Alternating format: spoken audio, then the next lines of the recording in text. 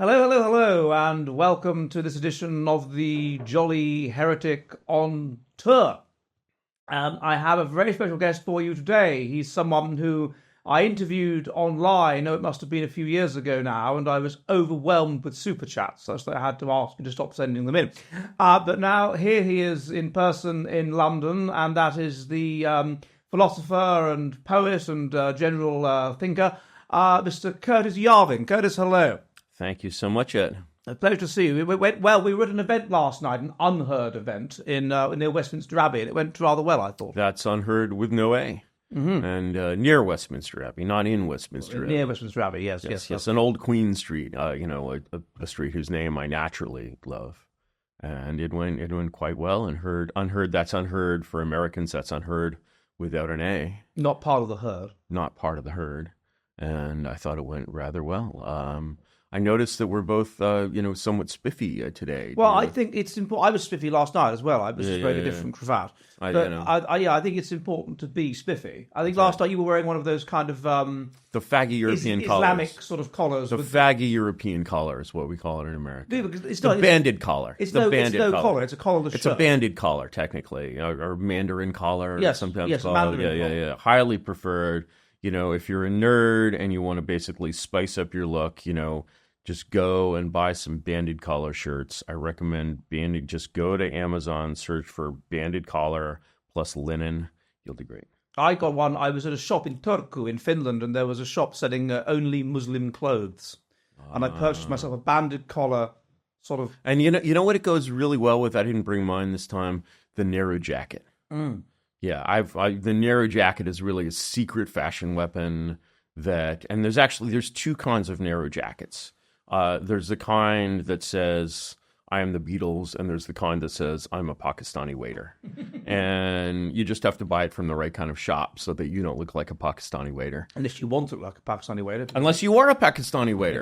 In which case, it would be, I think, a terrible mistake to look like, the manager of the Beatles. Perhaps require 14-year-old English girls or something like that. And that look, I never mind. But assists you. Now, speaking of weapons, though, when Curtis and I last met, well, apart from last night, it was at a conference in London in October, November, and we agreed that when Curtis comes on again, we would talk about, as there should be one every 100 years, the next war, the next revolution, particularly vis-a-vis America. And, of course, things have moved on since then. Now we have, what's just happened? I mean, they've just shut down Lauren Chen and a load of other YouTubers for criticising Kamala Harris. I mean, it's 2020 all over again. With Russian money, I may add, although, it's considered very meritorious for us to fund Russian dissidents. But, the basic rule, the fundamental principle, Ed, of the global American empire, a.k.a. gay, is that turnabout is not fair play. No. So there can really be no dramatic change. But research by this guy that I've talked about on my channel, BSNN, and also by that Russian fellow Peter Turkin, it also by my own genetically influenced stuff indicates there should be, and perhaps we are on the cusp of, some kind of dramatic, some kind of shift. And the fact that I see more and more women in based circles implies to me as well that there may be some kind of vibe shift. The famous vibe shift.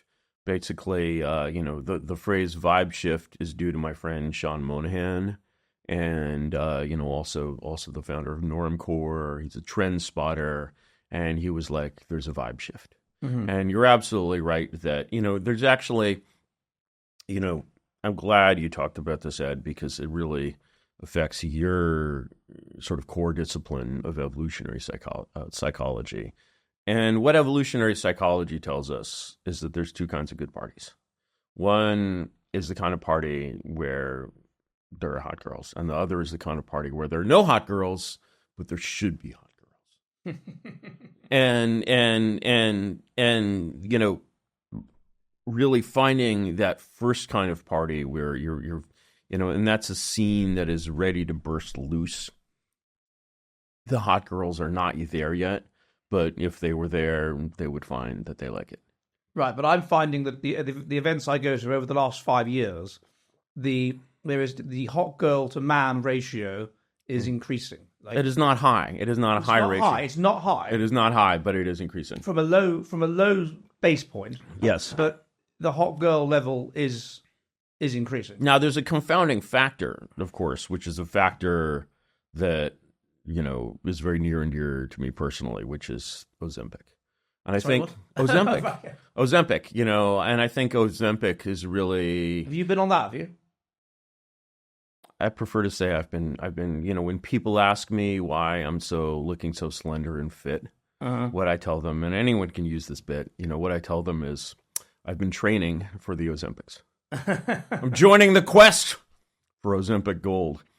And yes, it's a marvelous, marvelous drug. What about just the idea of just less cake, more salad? Salad is disgusting. Well, that is true.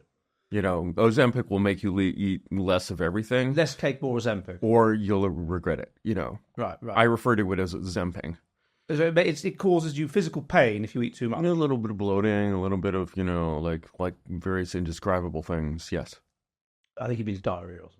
But it's the least of it. All right. Well, okay. So the Ozempics is going well. Yeah. But the girls will get hotter presumably because of that as well. Indeed, and so will the men, although it matters less. But with a little bit of pudge here, it can go away very quickly with a few injections.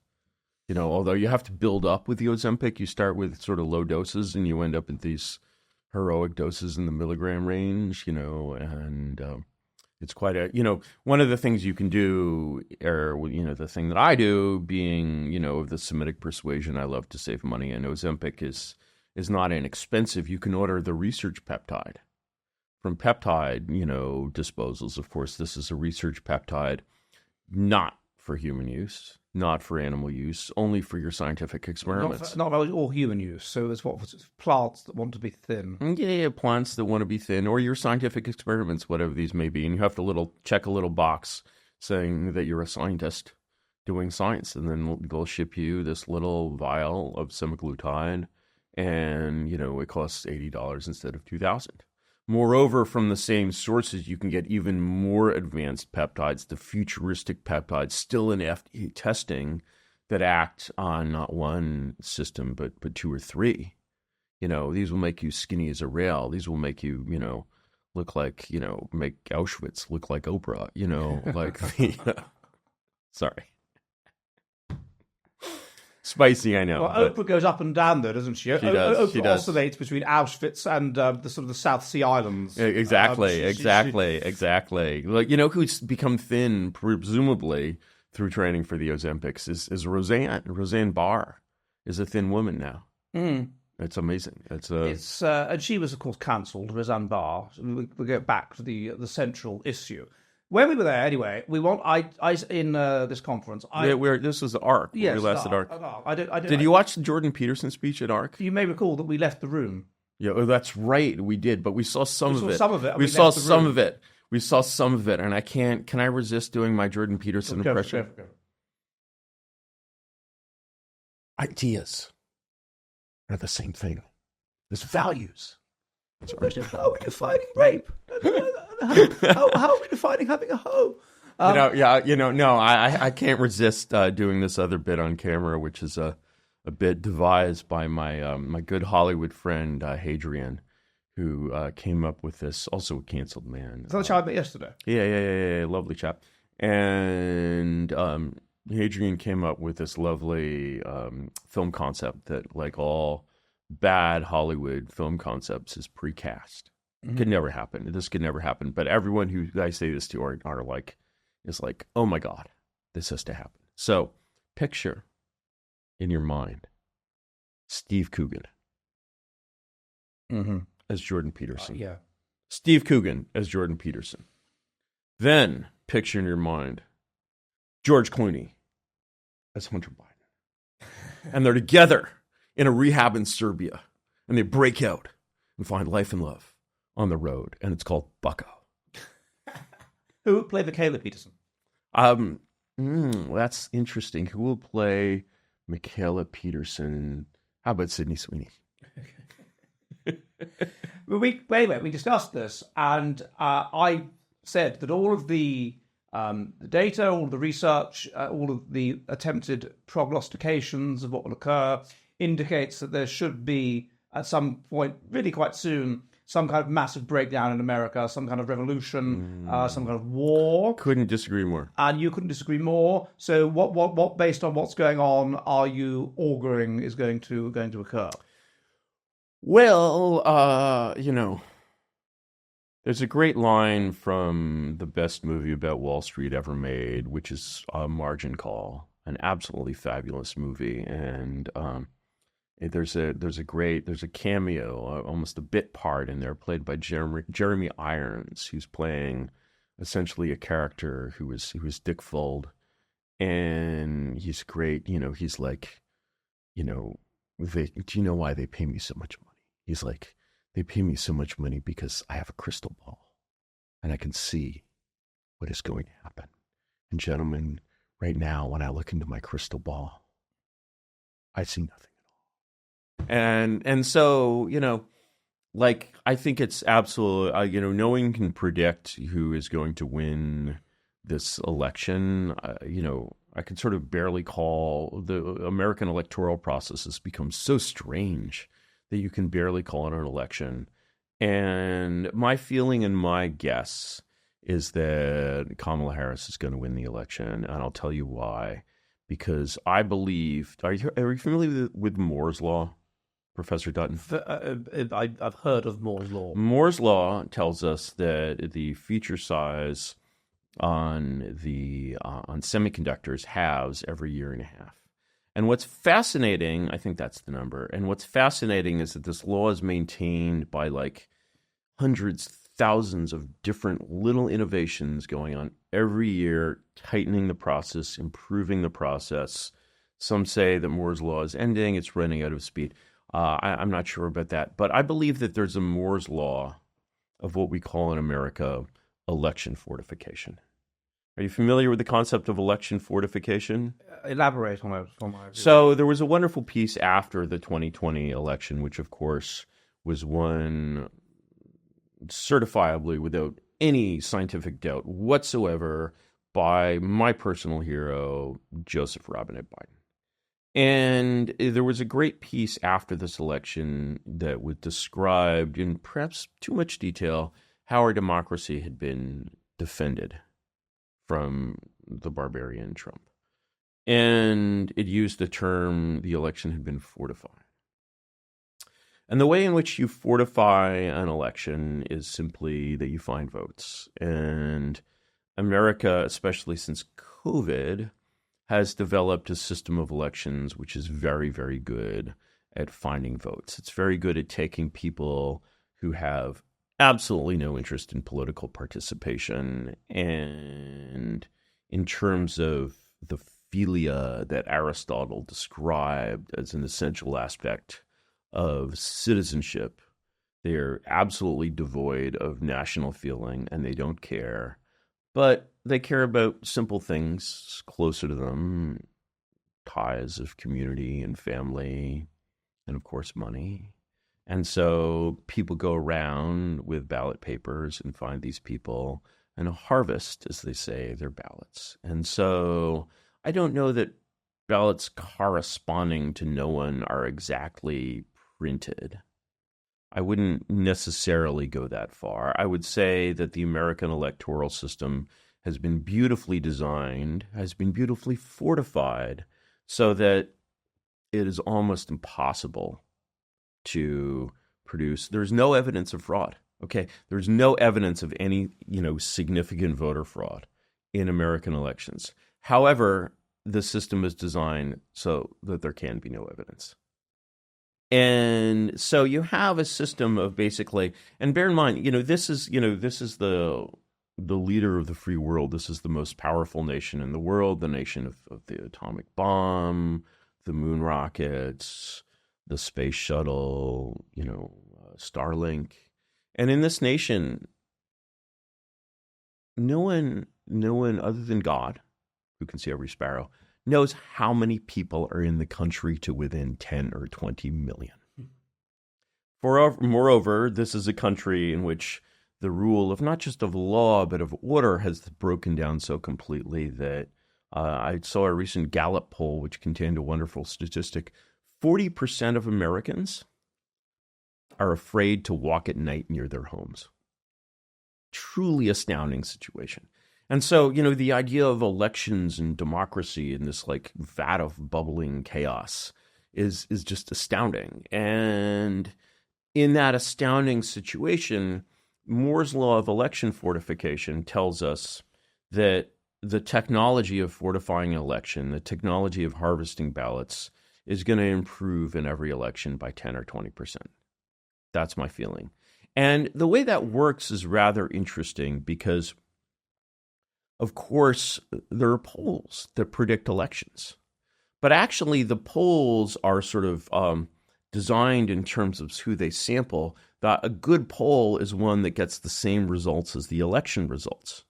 So if the vote harvesting improves by 10%, they have to jank their sample up to sample 10% more Democrats or Republicans if the Republicans were vote harvesting, but the Republicans have no idea how to tie their shoes. And they managed to win the 2016 election. It was very early in the technology of vote fortification. Okay. And that took quite a few people by surprise, and there was, essentially a red surprise in the balloting there. However, for example, if we look at the 2022 midterms, we notice a rather striking effect in the state of Florida. We see that Florida became sharply more conservative to the point where formerly a swing state has become a deep red state.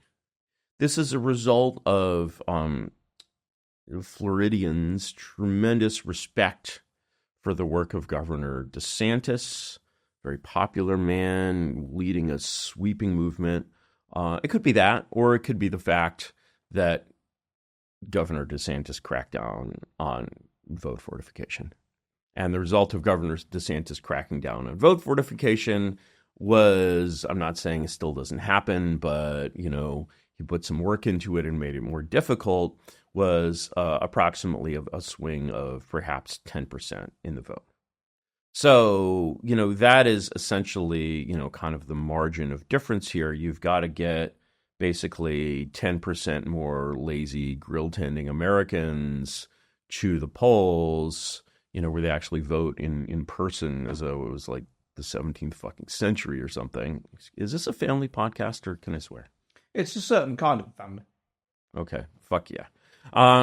And so, my feeling, Republicans insist on living in a world where it's still, if not the 17th century, at least the 19th century.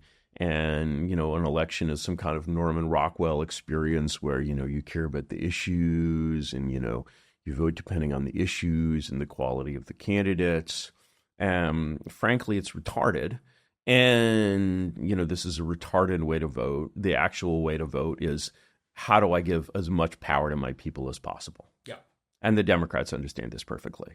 And the Republicans are like little babies, And so my prediction is that, the polls are going to have the actual election results, which of course can come in, votes start being cast, I think a week or two from now and can continue to be cast, I believe, up to a week after the election. Again, this is why I use the word election in sort of a strange sense, because it's really, and so, you do this strange thing. Well, they're allowed to cast votes almost a month and a half. Yes. But prior to the election, this is called early voting. And in the counting of mail-in ballots that were issued, can be received up to a week and a half after the election, I believe. I don't know, wouldn't swear to that number. Absolutely preposterous.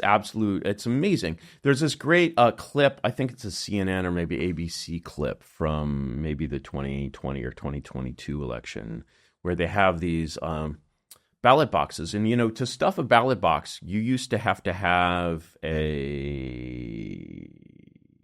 some kind of official position, but they installed these ballot drop boxes in public places. And so that to make it very easy for minorities who, as you know, are very, very feeble and need a lot of help because they have IQs in the 20s or 30s to cast these their votes. It should be made as easy as possible. And so this ABC reporter, I think it was, is filming one of these drop boxes, and a BIPOC approaches and to cast her vote, and the camera turns on her, and here's this this nice lady casting her vote, and she just pulls out a bag of ballots and starts into the drop box, and it's absolutely wild, and so the idea that this sort of represents, like, you're sort of feeling this vibe shift. I was saying that you're talking about the specific election who might win. I'm saying more broadly is that the polarization that I think we're certainly seeing it in the UK with the way that I think back to when I was in my early 20s, there was no problem with a person that voted Conservative and a person that voted Labour being friends. There was no problem with them dating each other. Most women voted Labour, for God's sake. I mean, this was how it was. And now we're seeing this polarization effect whereby I go to these conferences, these right-wing conferences, which used to be entirely male, and now, okay, from a small base, but nevertheless, more females. It's as though wokeness is saying to you, you're either with us or you're evil. If you're evil, of course, you're going to react against it. You're going to siphon yourself off separately from the mainstream, as is happening, even with something that's as the mainstream is evil, and it has been for a long time. Yeah, but it's more in your face and openly so. Once it's telling people, we're going to prosecute some working class white person for a silly comment on Twitter or whatever. It's just absolutely saying, we hate you, and we're going to bludgeon you into submission because we hate you, and we're going to lie to you, and we're going to show you mixed race relationships as normal on TV all the time, and we're going to show you all this stuff, all this clown world, in order to demoralize you and humiliate you. And I'm afraid that some people, young people, increasingly have a rebellious streak, reacting against this. It makes one think that there will be some sort of, there is evidence of it on the data, some sort of polarization which is happening. That people who are Generation Z, normally you're predictably more left-wing if you're 20 than you are when you're 40, because you become more right-wing with age. And this is breaking down. Generation Z are the most left-wing generation ever, obviously, but they're not as left-wing as they should be in relation to the 40, which implies polarization, and I'm wondering how you see that in America. I mean, how can America be sustained? Well, I feel American can be sustained very easily. You might ask how the Soviet Union could be sustained in 1965. It turns out that it could be sustained very easily, and very, very easily. And I think that there's a sort of tendency in conservatism, horrible tendency, to kind of see yourself as a tipping point. You're just like, things are about to change, we're about to win, we're winning, whatever. Not only are we not going to get tired of winning, Professor Dutton, we haven't even started losing yet. We haven't even started losing. And the losing has just begun. And so when you're basically seeing Herr Starmer, did you call him Herr Starmer? I don't, but I'm happy to call him that. Herr Starmer, the Czechoslovak, the man who has no dreams, the man who has no favourite novel, the man who has no favourite poem, I love it. The man who keeps away from the dark alleyways of his own unconscious, the man who was parentalized by his parents, clearly, the man who just this poor man, really. And I was just reading he wet himself, actually, at the age of 10. That's also quite remarkable. And then as a teenager, he went to a summer camp sponsored by the Czechoslovak Secret Service, the notorious STB. So, I'm not saying, if he'd been to a Hitler Youth work camp, if Nigel Farage, had worked with the Falange in Castro's regime, in Franco's regime, I think that would be a thing. But of course, turnabout is not fair play. That's what, Two-Tier Kier, I believe, would say. And yeah, no, this form of tyranny is an accelerating spiral. The logic only increases. It needs its own logic, and it tends to spiral inward rather quickly and rather easily. And so, it's like my wife was a little apprehensive about going to Paris and London because, you're like, well, what's going on in France? Well, Pavel Durov of Telegram just got arrested for running a peer-to-peer chat service. I run a peer-to-peer chat service of sorts, in a way. And then I'm going to England, where people get arrested for saying naughty things on the internet. Have I said naughty things on the internet? Have you said naughty things on the internet? I think well, first of all, I don't live in England, but second of all, I seem Well, we're here now, that are we is not? true, but I seem to phrase them in a way that doesn't... Yes, and so the phrasing and especially who you're speaking to is especially important. This is why I caution everyone against any sort of populism, because when you're invoking populism, you're saying, I'm against the powers that be. I don't want to be against the powers that be. I want to seduce the powers that be. And I want to show them a good time. I want to say, come over to the dark side. You want to We have muffins. You want to get to that party with those fit birds. Sorry? You want to get into that party with those fit birds. And that's right. That birds is an English expression for the crowd. Yes, that's exactly what I want, and you'll notice, and it works. If you throw the best parties, people want to come to your parties, and that's why, to the extent that I would never want to start a political party in the sense of a political party, but in the sense of a party. Absolutely, good parties are very, very important. So now, before we continue, I'd like to tell you about something quite exciting. I'm sure you're all familiar with the book The Bell Curve by Richard Herrnstein and Charles Murray, a book which got them thoroughly cancelled in 1994. Why? Because it was extremely based. It dared to look at race differences in IQ, class differences in IQ, and all kinds of other fascinating stuff. You should read it. But the problem is, it's over 1,000 pages long. And I know that you Generation Z people, you don't particularly like reading, you're very, very busy. But that is why you should use Legent.com, because Legent.com will summarize based books in 25 minutes or less, and then it will read them to you. Legent.com will basically inject the basedness right from your phone into your brain. So, Legent.com, chaps, and if you sign up with the promotion code TJH, you'll get 10% off. Legent.com, baseness from your phone to your brain box. So when you say, as you see it, I mean, I know I've looked at this in terms of the genetics, in terms of various other factors, but why do you think that since the 80s, basically, we have descended gradually into, or 90s, we have descended in the West gradually into... Which 80s or 90s to I'm me? talking about the 1980s, so... but we I thought you meant the 1780s. Sorry, well, perhaps we can put it back that far. But to be fair, at that time there were kind of blasphemy laws and things like that.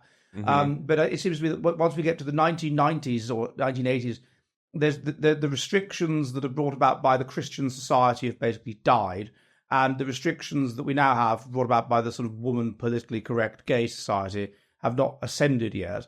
So, as you see it, why have we allowed ourselves to descend into tyranny in the West? Why would we not allow ourselves? I mean, there's all sorts of terrible mythos that are sort of holding us back from any kind of effective action. And, the mythos is like, let me give you two examples of this mythos. And I fear, it seems in your optimism. Who was it? Was it Nietzsche who said that optimism is cowardice? And I believe very strongly that optimism is cowardice. And so I would urge you to set aside your cowardice and look reality in the face. And let me give you two very specific examples of that. One of them is the Tea Party, meaning, of course, the second Tea Party, not the original Antifa mob destroying private property in the 1770s, but the Tea Party of the early 2000s. Are you familiar? Yes, remember the Tea Party? Yes. And the other is the Gilets jaunes in France in just before the start of COVID. And both of them had essentially the same property, which is the property of... Are you familiar with the word LARPing? Yes. And it refers to live action role playing. It refers to, more generally, the word has been expanded to mean any kind of sort of real participation in a false narrative. And the false narrative here, let's take the Gilets jaunes, for example. The Gilets jaunes had this wonderful idea of, that a demonstration, which of course is the way to create change in a democracy, that a demonstration would be cooler and much more effective if everyone brought their own matching uniform. Can't remember where I've heard that one before. And so all of these Frenchmen, defending traditional France, non-gay marriage, children, no abortion, Catholicism, whatever they believe in, hundreds of thousands of them, hundreds of thousands of people get dressed up in their yellow traffic vests, the Gilets jaunes, and, they all know one thing. According to the history books they have studied, France is governed by the people. Mm-hmm. And the way you create political change in France is to get a large number of people together at the same time and to have a demonstration. They get a large number of people together at the same time and they have a demonstration. And are you familiar with, the classic example of LARPing are you familiar with the concept of the cargo cult?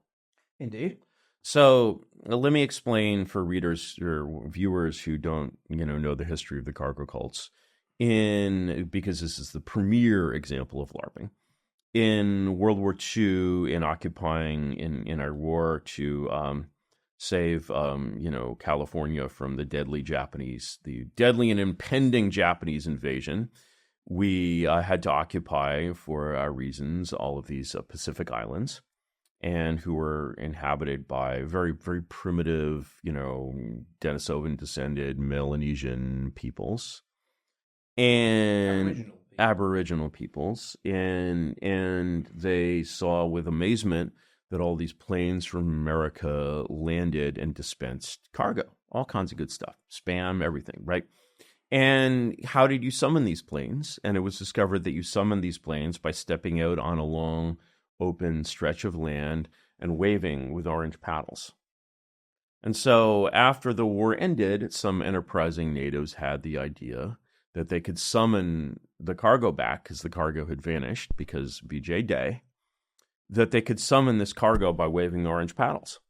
And they waved the orange paddles and then nothing happened. So they had to have some kind of theological reason why nothing happened. They weren't waving the paddles hard enough, et cetera, et cetera, et cetera.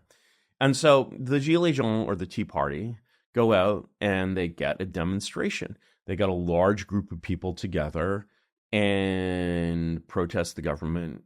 And to the extent, and nobody cares. I know, of course, but to the extent that I'm an optimistic coward, this is because they don't understand how power works. They don't understand Pareto. They don't understand Moscow. They don't understand the dynamics of power, which is that you have it is a fight among the elites, and the elites will co-opt as their coalition the mob or whatever, or a kind. Well, I mean, yeah, sure. I mean, but the thing is, they're sort of failing to understand why we got democracy at all. We got democracy at all because the power of a mob is absolutely tremendous. So in a way, I might say that England, 500 years ago, it's the power of a directed mob. It's the power of a violent mob. Right, and directed. Well, yes, but even an undirected mob, nobody was directing the mob that stormed the Bastille. Not exactly. It's true that there's a kind of alliance in a sense between the philosophes and the mob, but the mob is not a mob of educated people. But if you basically look at, say, the London mob 500 years ago, the way they operated was a rumor might go around that the German merchants in the steel yard were undercutting true-born Englishmen in the wool trade. And the apprentices of London had a very simple idea as how to solve that problem, which would have appealed, perhaps to, Vansittart or Winston Churchill. They were just like, let's kill all the Germans. And they would do that, or they would do their best to do that, and there wasn't really a force that could particularly stop them. But there were forces that presumably there were forces within the elite that didn't really want to stop them. I actually quite liked that idea. That didn't actually the state, England, one of the Antifa is a thug, is a mob. Yeah. But the thing is, Antifa are young lords, really. They're the jeunesse dorée, but they're not like the common people at all. But I think you're missing an important difference and the important difference is the domestication of the population, because I think that it is almost impossible for, when was the last time you were in a fist fight? Well, there was last night with Nina Power.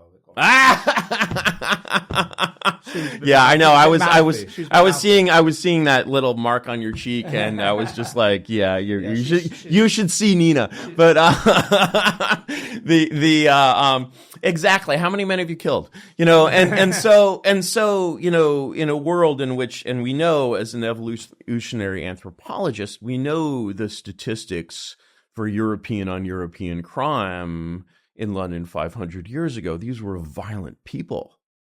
And everybody carried a knife. Everybody carried a knife. And so when the mob, storms the Bastille, even the original Tea Party, nobody was harmed, but they were ready to do harm. The American Revolution was carried out by these people. Actually, they had two kinds of capacity. One is that they were very good at spontaneous organization. They would spontaneously form militias, committees of correspondence, Sons of Liberty.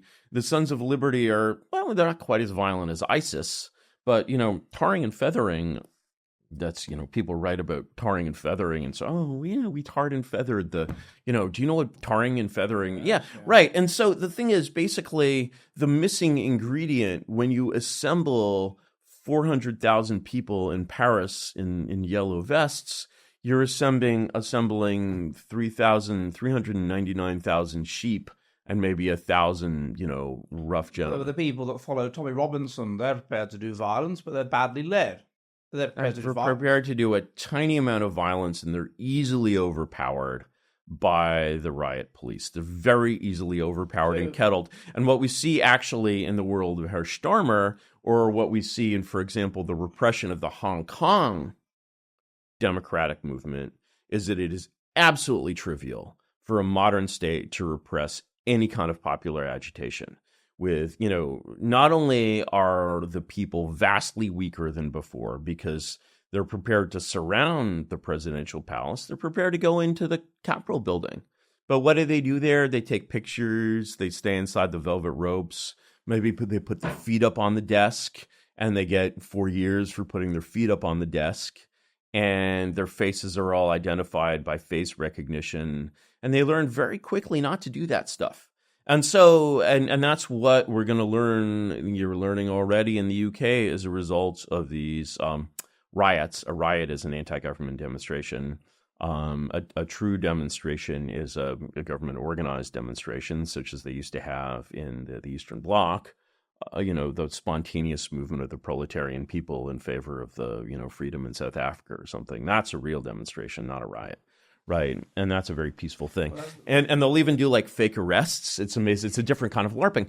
But the thing is, if you see power, what I see in the latest, riots, apparently, these were anti-Welsh riots, as you know, because 3 young girls were stabbed by a Welshman. Right. Taffy was a Welshman. Taffy was a thief. I mean, it's been a problem for a long time, frankly. It's about time that, true-born Englishmen took a stance against the Welshmen. And you know what the word Welsh means, right?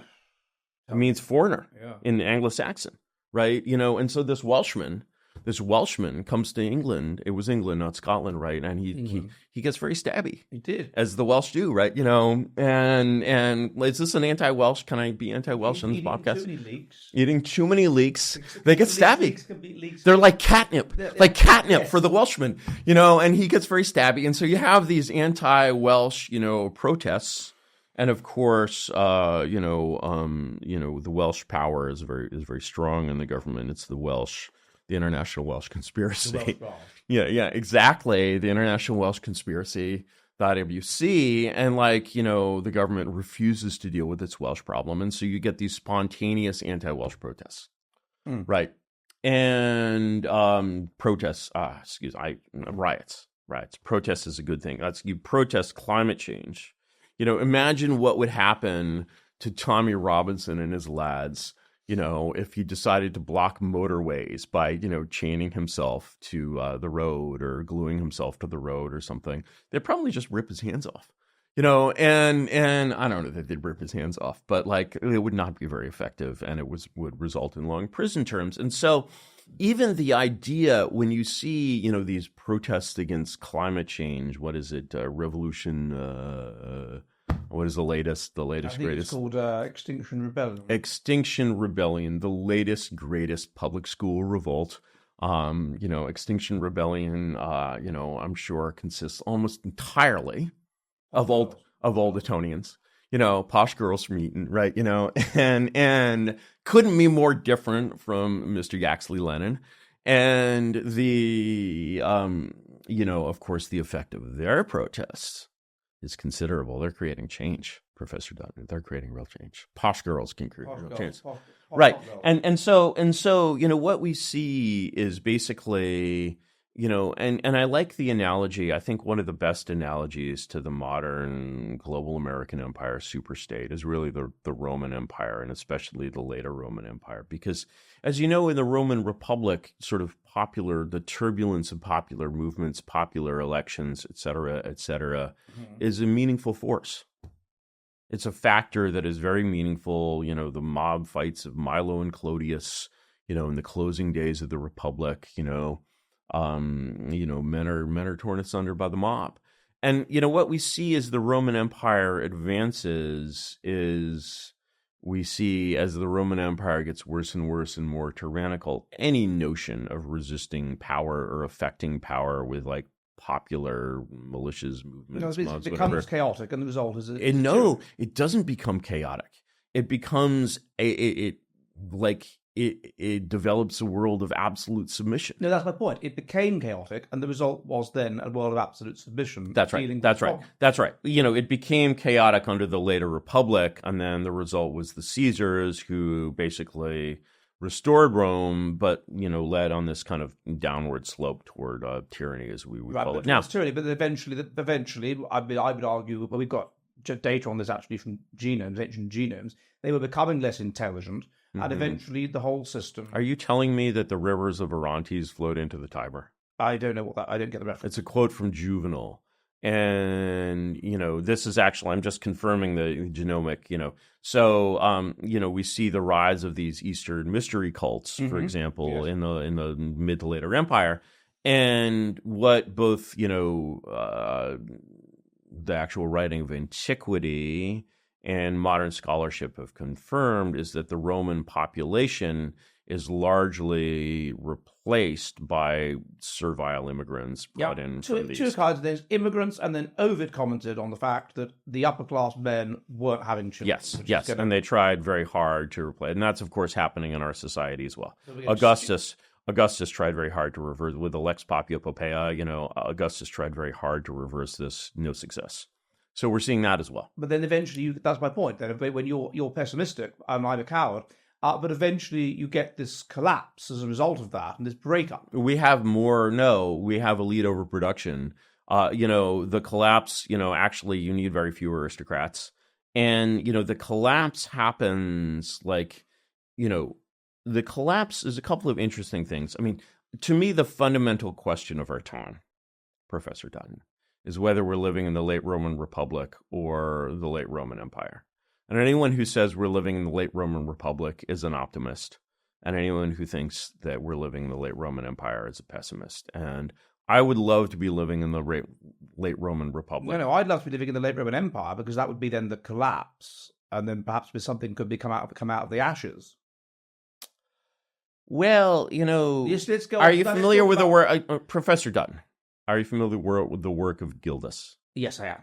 And so Gildas is late in the Roman Empire. One of the things that basically people expect in a collapse that they will be most fatally disappointed in is they basically see this global empire and they expect the old polities, when this global power collapses, they expect the old polities to reassert themselves. They expect secession. They expect new local power structures to spring up. And, in the decline of the Roman Empire, and the Roman Empire, is not does not so much fall to the barbarians as it is scavenged by the barbarians. It dies of its own causes. The barbarians who eventually invade the empire, a shadow of the barbarians who Caesar defeated. And, you would expect, if you thought like one of these conservatives who, the kind of optimism you've expressed is a very special kind of optimism. I call it doomer optimism. And the doomer optimist looking at the late Roman Empire would see this super state, which originally, in the early days of the Roman Empire, the chains of empire are quite weak. And a city in the empire is typically a former city-state, which now has which still governs itself. It's still governed by the local aristocrats. And the only thing that's changed is it has no foreign policy and no military. So it's like Europe today, right? And I guess there's still token militaries in Europe, but come on, and certainly no independent foreign policy. Are you ready for the future of the West?